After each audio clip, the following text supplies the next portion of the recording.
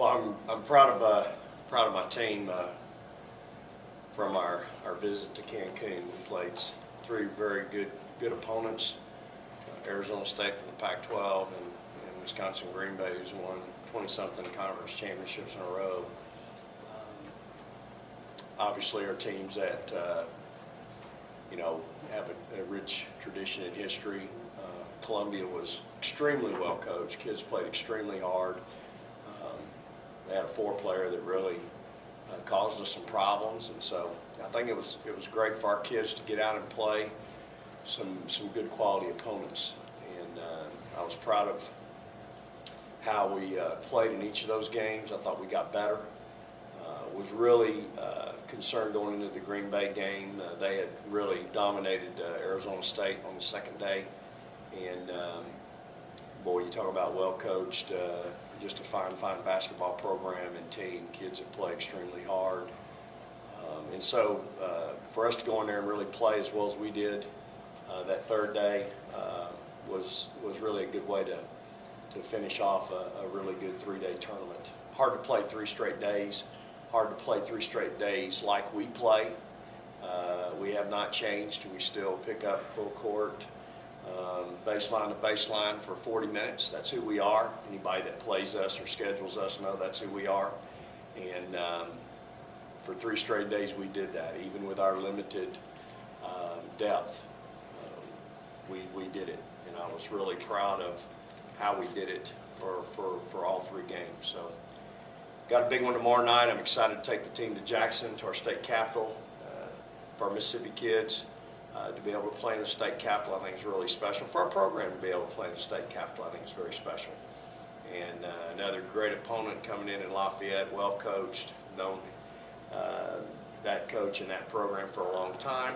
A lot of respect. 2 years ago, we went down to Lafayette to play, and that's the notorious 2-3 zone that we had to implore with 3 minutes to go in the first half because we absolutely couldn't guard them. We were down 15, actually called timeout, and we've never played 2-3 zone before that or since then, but drew it up on the board to stand here, stand here, stand here, stand here, and stand here, and please don't let the ball by you anymore.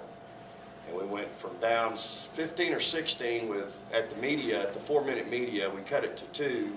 And in the second half, we stayed in the same 2-3 zone, and I think we won by 15. So it was elementary day. The place was loud. They did a great job, and so looking forward to another great ball game with it. Jay, let's talk about going back to Mississippi Coliseum, a place you're probably familiar with. Getting a little closer to home. I know you're from the coast area, but just talk about what that's going to mean for you tomorrow night. It's going to mean a lot.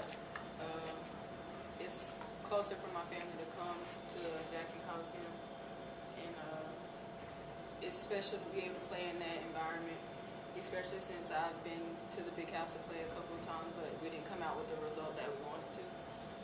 And I just think it's going to be a great experience for me and my teammates.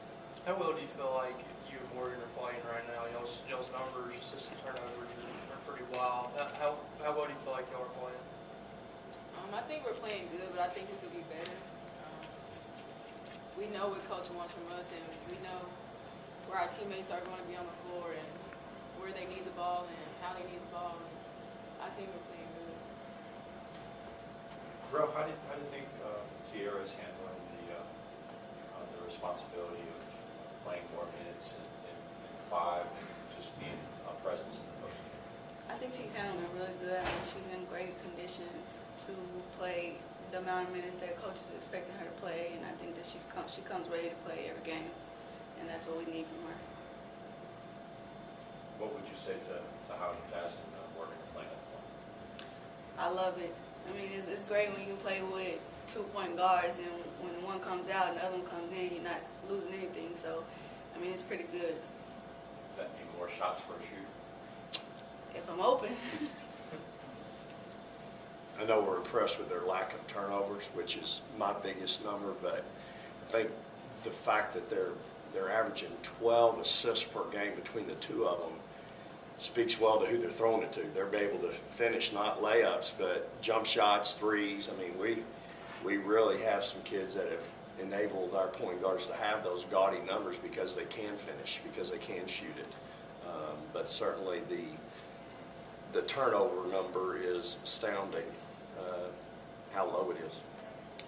Ro, we talked about the offense, but how well do you feel like the defense is playing too? How big a part of is the defense of what the offense is able to do? I think we're getting a lot better than from the first game when we first played, and I feel like it always starts with the point guard. So when they have good defense, whoever's behind them tries to play hard as they do. Jazz, I know you probably can't speak for Morgan, but when you have as many shooters on the floor as the team has had through the 6 games so far, how much has it been a focus for you maybe to, I think Morgan said last time, draw the second defender, and that's going to create openings for you. Has that been a focus to penetrate and try to draw one of those defenders to create more openings on the perimeter? I think it has. Just being able to get the defense to go in and kick it to a shooter and then knock down the shot, I think that's exceptional. Does that take any responsibility or weight off your shoulders, knowing that, maybe I don't have to score as much, and that if I just make the defense react to what I'm doing, my teammates will pick me up? Yes. Coach, does that take some responsibility off of them to feel that they have to, be a 12, 15 point per game? Sure. I mean, I think our point guards are capable of that. I think that position could go get 12 or 15 between the two of them every night. And quite frankly, some nights they're going to have to do that. But I also think they know too. Number one, they have the respect of our opponents, and they know they can both get to the rim anytime they want to. So they're going to draw too a lot. And when they do, then they just have to execute that pocket pass that we want them to make to our shooters and get it to them in a timely fashion. So I think both our point guards take great responsibility with that, and great pride in their passing and their decision making. And look, I'm as proud of Jazz as any kid I've coached in a long time. And her maturity, her development, she's taking ownership. She understands. She's still learning and wanting to learn and get better and coachable. And her maturity has really been evident to me, and I'm really proud of her for that. And I mean, she just keeps getting better and better. And so I feel, we're talking about recruiting today. I feel so good about our point guard play, not only this year but in the future. And so that's a position right now that we're getting a whole lot of productivity out of. Yeah, do you know how many family members you're gonna have there? You know how many some short? I'm not sure. I haven't talked to her. Ro, I know the next one on the schedule is not, is the one that you're looking at. But as a member of the media, I can help look ahead. Any drifting to Sunday and just what that's going to be like, any special significance? No, I mean, we're just going to go out there and play like any other game, not do nothing special. I mean, just go out there and play as a team and continue to have good chemistry. Any other questions for players? All right, Jazz, Ro, thank you. Thank you.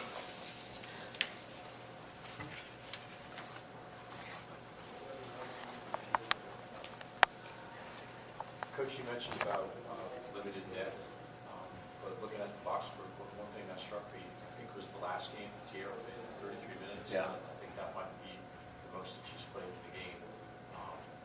Has she just really embraced the attitude and the notion that you talked about earlier about how much she's going to be needed and how important a role she's going to have to play? Yeah, I mean, you take Tierra out of the game right now, she goes, "What do I do?"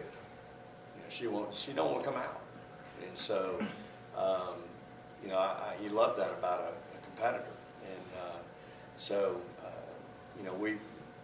y'all realize. I mean, it's no secret we're thin. We're really thin. Our depth has. We basically 2 months ago in September, we had 2 starters penciled in that aren't even here. One's not here anymore, and the other one is injured and out for the year. So we're down 2 starters, and so we're a little thin. So that again,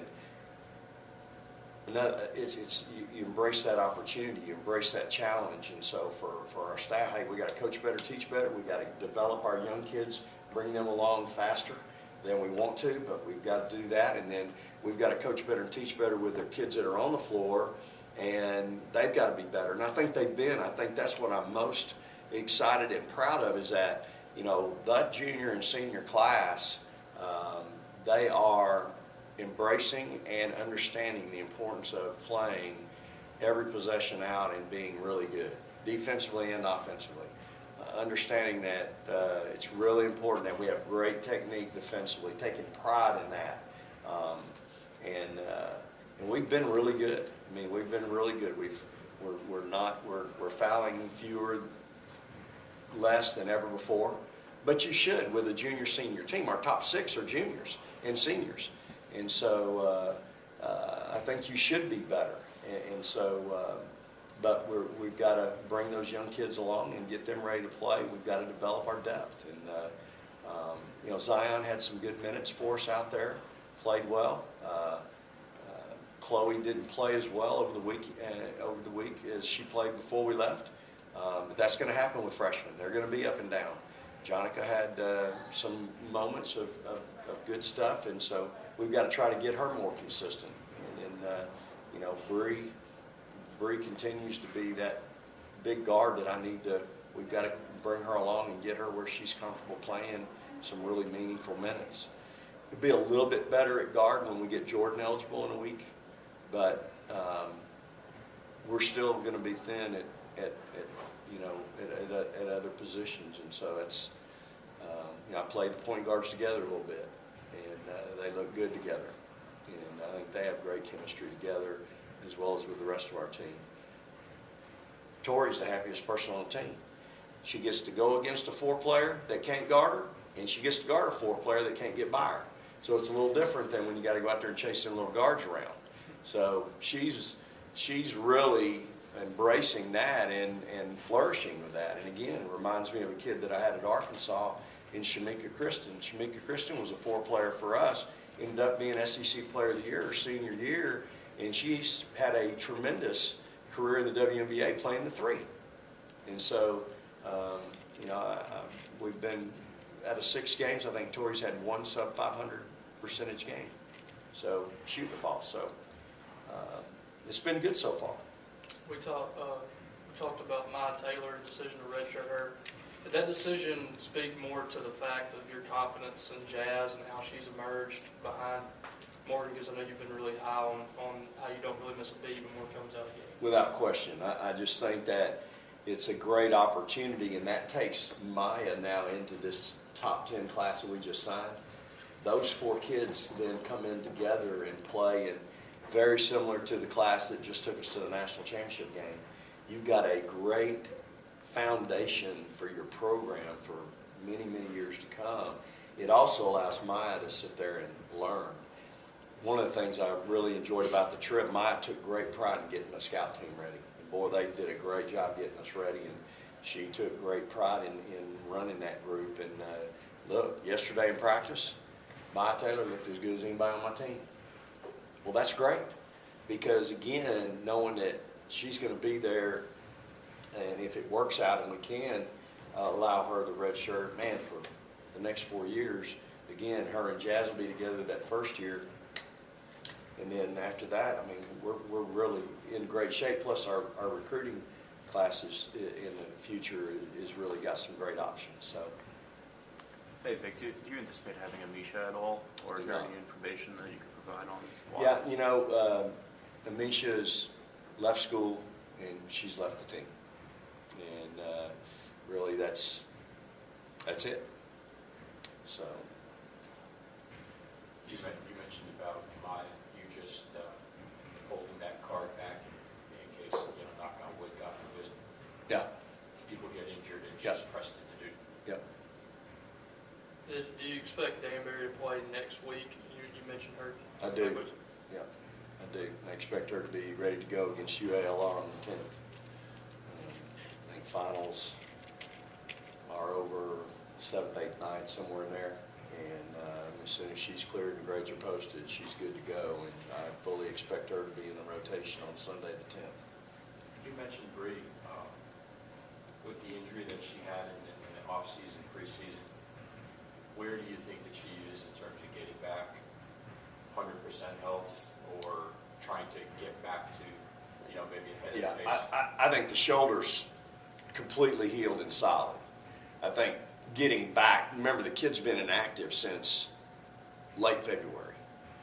Didn't have the surgery until the middle of April, sat out most of the summer. So she's just rusty. She's got to knock the rust off, and it doesn't happen in a week or a month or even 2 months. She's getting better every day. She's, we talk about it as a staff all the time. She's getting better. She's coming.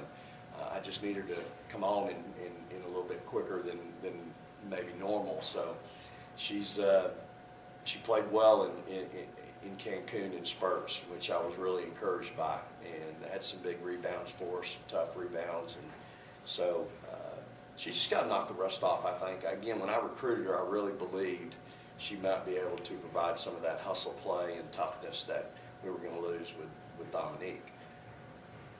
Not fair to anyone to have to try to quote-unquote fill Dominique's shoes, because those shoes are really, really big. But I just felt like she had some of the intangibles that we were going to lose there. In the grand scheme, I know she's not Victoria, but knock on wood, if she continues to progress and your lineup stays the same, obviously with adding Jordan, how would she fit in? Would she be a good possible 3-4 to kind of give Victoria blows when she needs it? I think she'll be more of a 3 than a 4. I think our 4s are, Chloe, Tori, and Jonica. I think that's where we are right now. We've got to bring Jonica along, get her. She's a veteran kid, played, has some experience in the SEC at Auburn, played in junior college, so we need to get her along, and she's got to do things a little bit better. And we got to coach and teach better, bottom line. So that's somebody that we've got to continue to work with as well. And then we just, Chloe's got the skill set. Again, it's understanding, playing a lot of man-to-man defense like we do, and understanding the importance of that every possession and not taking plays off. And you mentioned about playing the two point guards together. Again, hypothetically, when you add Jordan to the mix. Probably don't have to do that like we do. We've had to do it now. Whether it's we got somebody with foul trouble or somebody, 2 of them are just gassed, But probably when you get Jordan in the mix, it alleviates having to do that. Certainly in some situations you could still, if you wanted to, and not lose too much. When we went against Green Bay, they had a 6-footer that Rowe had to defend, and the kid liked to post up. Did get posted one time. Rowe competed, battled that kid. Got an offensive foul on her for getting hooked. So, I think you get caught up sometimes in, oh my gosh, they're going to post you up at the point guard. And, has Morgan ever had any issues with getting posted up in her career? No. So I think it's easy talk, but it's another thing to do. And so, again, it's our advantage 30 feet from the rim. You've got Rowe and Blair and Mo and Jazz out there guarding somebody 30 feet from the rim. It doesn't matter if they're 6'5", 6 foot. It's our advantage.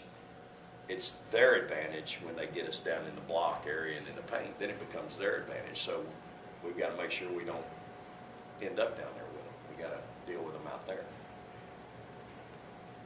A little off topic, with your dealings with John Cohen, how do you feel like he's handled or is handling this coaching search and who he's looking for? Like, how do you feel like he's been able to handle that? Well, all I can tell you is I think the guy's prepared. I don't think anything surprises him, and I think he was, it comes with the job that he has. You have to always have a list in every sport. And so, you guys are in the media. Y'all have heard it a whole lot longer than I have, or maybe y'all pay more attention to it than I do. But when you hear the rumblings, you hear the talk, You just always have to be ready. Same thing with the head coach. You always got to be ready. You never know when you're going to lose that assistant. We all keep a list, and so I'm sure that he was prepared, and I don't think there's any question that he and Dr. Keenum are going to find the right person and the right fit for Mississippi State. So I don't think it could be in any better hands than those guys. I think you referred to it in the last one meeting that we had about the difference with the backcourt and how that is maybe encouraging you to look at your offensive sets a little differently. Have you broken out any John Wooden books, Roy Williams books, Phil Jackson books to see any different sets that you could run with multiple guards? Well, I think we're running some stuff right now that allows Tori to attack, from her guard position. We basically are playing 4-guard lineup. So the other team's going to have to put a forward on somebody. And, because of the size, it's usually Tori. And so we've really done a good job of, I think, offensively attacking that. Tori's done an adequate job defensively. She's had her moments where she's struggled there a little bit, but overall, I think she's done a pretty good job. She had to guard a 6'3" kid at Virginia, So I think offensively right now, people are trying to figure out how to deal with us, with what we're doing. So I don't know that we're going to change.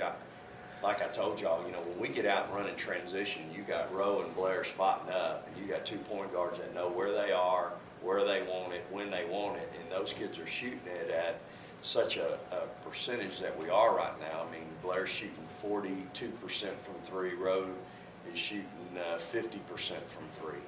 Just those numbers alone translate into the 70s if it was a 2-point. So it's really I don't know if we can, I don't see any reason why we can't keep that going. I mean, as a team, we're shooting 40% out there with 5 players shooting 36% or better. So, our Tierra's shooting 59% and Zion's shooting 69% at the 5. And so those are good numbers as well. So I think what we're doing right now offensively is good. And, we'll continue to tinker with it a little bit. We added what was fun. One of the things I enjoyed about the trip on Saturday morning, we played at 11 on Friday and Saturday, 11 Eastern. That's 10 Central, by the way. Your body still thinks of Central Time. And so they wouldn't give us a shoot-around. They had an outdoor court that you could go to that was part of a tennis court. So we had a shoot-around Saturday morning at 6:50 in the morning. Now, we didn't have shoot-around on Friday morning, and we stunk it up against Columbia. And my team, we have a history, if we don't have shoot-around, we typically do not play well. And so, but I made the decision after we had the knockdown drag-out with Arizona State, we were going to sleep in. I just felt like we needed the rest. Well, we didn't play. It was 20-20 after 1 quarter. We were only up 8 at half. Second half, we came out, took care of business. So, made the decision Saturday morning, we needed to go through some of Green Bay stuff. And that's when Maya took that scout team and just did a great job, and with Carly. And but we're out there, I'm telling y'all, when we were walking to the courts, it's dark. And the time we got loosened up and kind of got going, daylight was trying to happen. But we had to turn the lights on the outdoor basketball court to see. And so, we went through their stuff, but it was, our kids respond to that. They have confidence in that, and they know that's important. And I really liked how we showed up that morning. We didn't spend an hour out there, but we spent 45 minutes. And then when we took it to the court, we looked like we'd been through their stuff. So anyway, that was kind of a fun little tidbit of the trip. And again, you like to see your kids not only want to do that, understand the importance of doing it. Any other questions? All right.